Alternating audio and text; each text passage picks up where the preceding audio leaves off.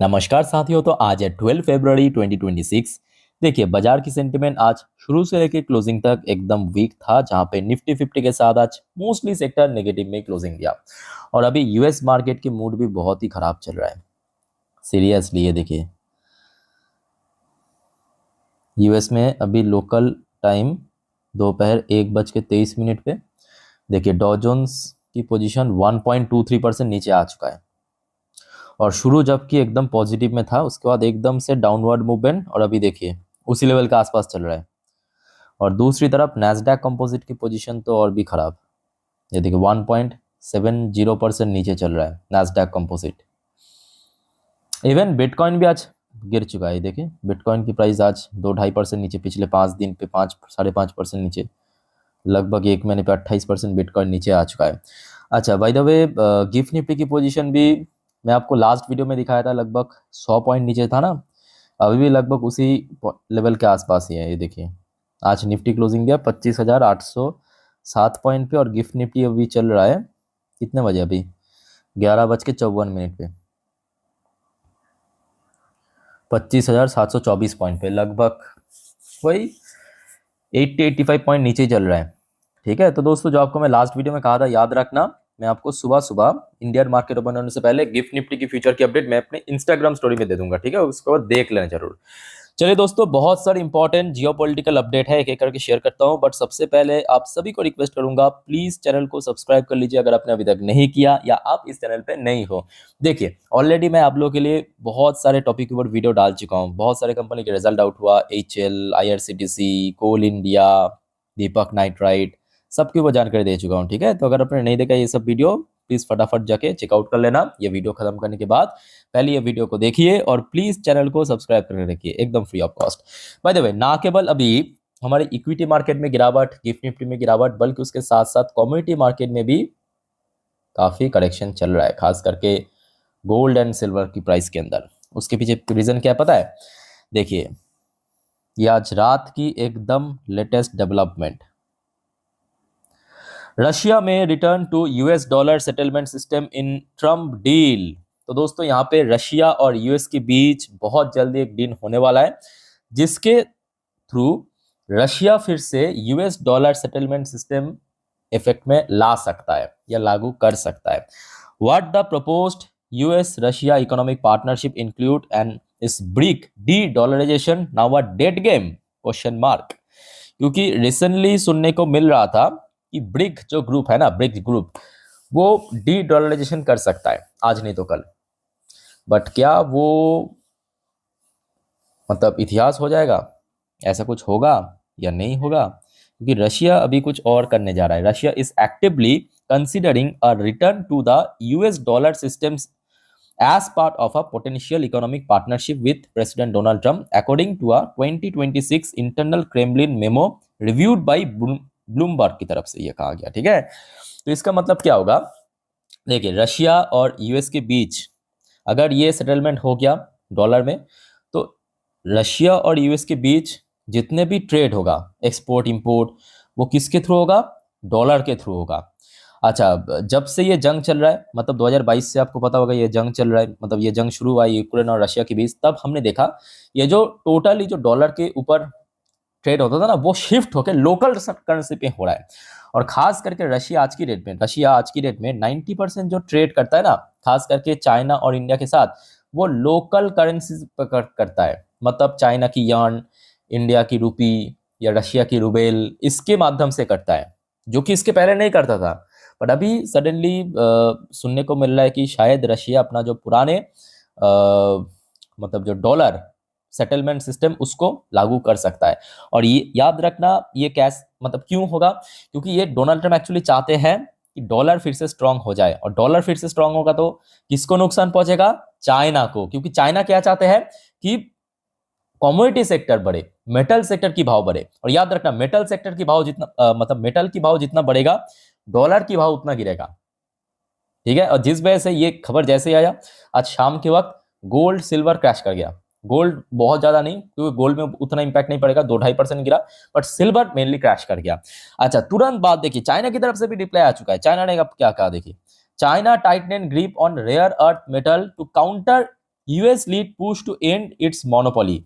याद रखना, अभी ये जियोपॉलिटिक्स ना बहुत मजेदार होने जा रहा है। आप हर एक पॉइंट को समझिए, क्योंकि यहाँ पे सिर्फ मतलब पढ़ना सुनना इंपॉर्टेंट नहीं है, किसके साथ क्या कनेक्शन है, कौन किस तरफ बढ़ रहा है, कैसा शिफ्ट हो रहा है, ये जानना जरूरी है। क्योंकि अभी आप देख सकते हो सडनली खबर आया कि भाई रशिया ऐसा करने जा रहा है।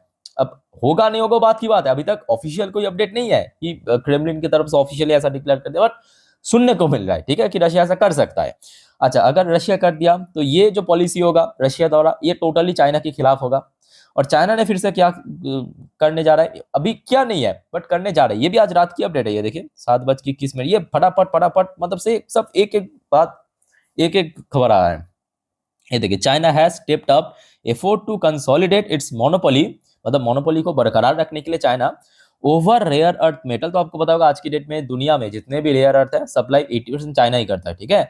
To counter the United State move to from the international alliance with 50 nation including India to secure the supply chain of the precious metal to reduce reliance on Beijing. तो आपको पता होगा यूएस ने रिसेंटली एक policy declare किया पूरे दुनिया की जो टोटल 50 नेशन के साथ, मतलब 50 देशों के साथ, ताकि चाइना की जो रेयर अर्थ के ऊपर मोनोपोली है उसको हटाया जा सकता है, ठीक है। तो चाइना ने उसके खिलाफ फिर से शायद रेयर अर्थ के ऊपर कर्व कर सकता है। तो एक के साथ दूसरा कैसा कनेक्टेड है आपको समझ आ रहा है ना। तो अभी जियोपॉलिटिक्स बहुत, देखिए यहाँ पे मैं कहूँगा इंटरेस्टिंग होने जा रहा है, उसके साथ साथ काफी इधर उधर शिफ्ट आपको देखने को मिल रहा है ना। अच्छा, एक और रिपोर्ट आप देखिए, ये देखिए, no definitive agreement Trump after meeting Netanyahu. अब आ जाइए आपकी ईरान की तरफ। आपको पता होगा कल रात में, कल काफ़ी मिडनाइट पे एक्चुअली इजराइल और यूएस के बीच मीटिंग कंप्लीट हुआ है। तो उस मीटिंग की जो अंजाम निकला है कि नो डेफिनेटिव एग्रीमेंट, तो ईरान के साथ अभी कोई डेफिनेटिव एग्रीमेंट नहीं होगा। ट्रम्प आफ्टर मीटिंग नेतन्याहू से यूएस ईरान टॉक कंटिन्यू, अभी बातचीत चल रहा है, ठीक है। तो ऐसा कुछ बहुत बड़ा उसका आउटकम नहीं निकला, मतलब कोई ठोस आउटकम नहीं निकला। तो फिर से यूएस और ईरान के बीच में भी मीटिंग हो सकता है।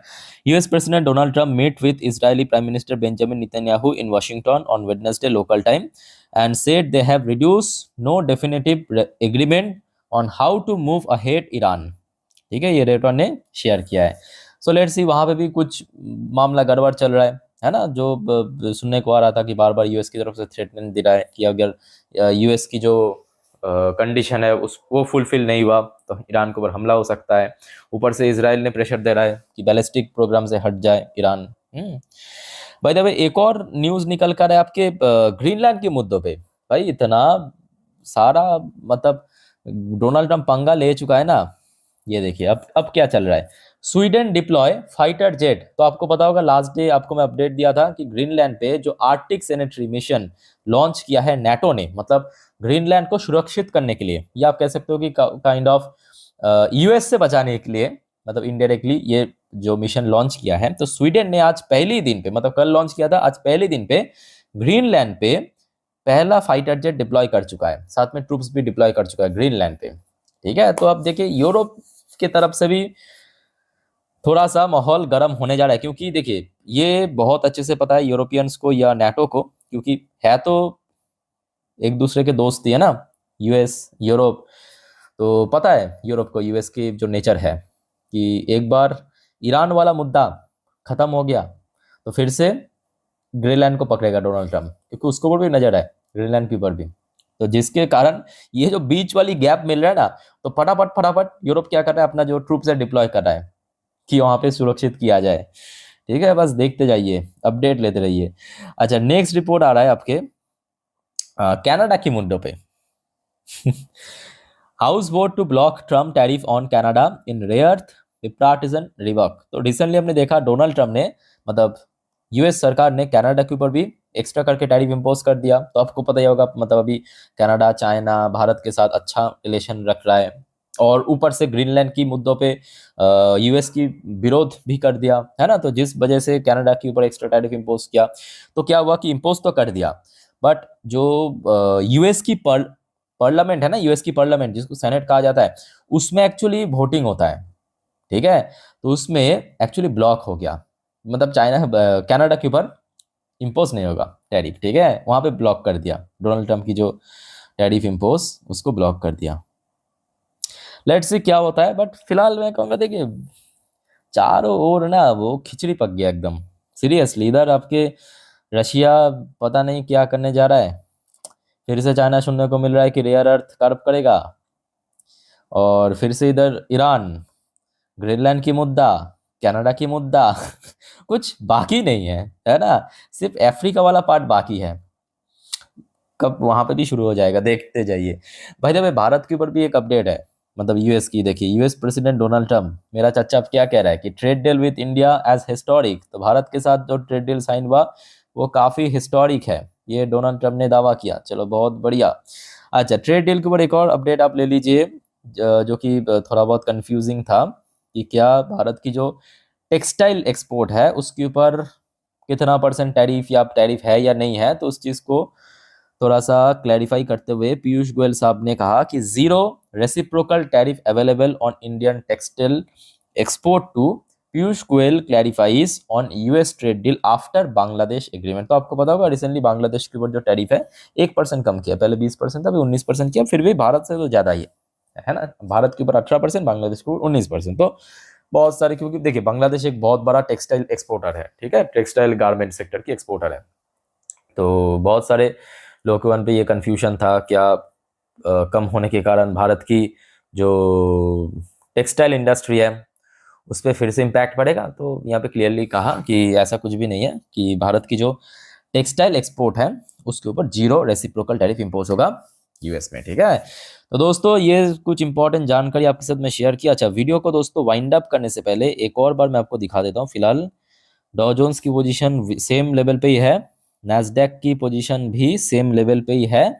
अच्छा, गिफ्ट निफ्टी की पोजीशन भी लगभग लगभग सेम लेवल पे ही दिख रहा है ना। ये देखिए 12 बज के अपडेट है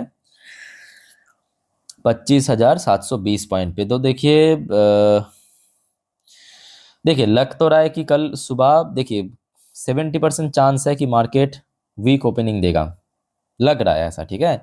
अब अगर इस बीच में मतलब आज रात से लेकर कल सुबह तक ये बीच वाली टाइम पे अगर कुछ अच्छा खबर आ गया, या सडनली देख लिया कि मतलब कुछ ऐसे खबर के कारण एकदम से गिफ्ट निफ्टी ऊपर की तरफ चल बसा, तो अलग बात है, वो हो सकता है, एक्सेप्शनल कभी भी हो सकता है ना। बट मोस्टली चांस ये है कि कल मार्केट शुरू में तो वीक ओपनिंग होगा, और खास करके जो आपको मैं लास्ट वीडियो में कहा था आईटी सेक्टर, मेटल सेक्टर फिर से पिट सकता है, तो उसके ऊपर थोड़ा सा ध्यान रखिए, ठीक है। बाकी दोस्तों और कोई कंफ्यूजन है कमेंट करके बताइए, और काइंडली चैनल को सब्सक्राइब करके जरूर रखना ऐसे इन्फॉर्मेटिव वीडियो हर रोज हर वक्त पाने के लिए। तो मिलते हैं नेक्स्ट वीडियो में, टेक केयर, बाय बाय, जय हिंद।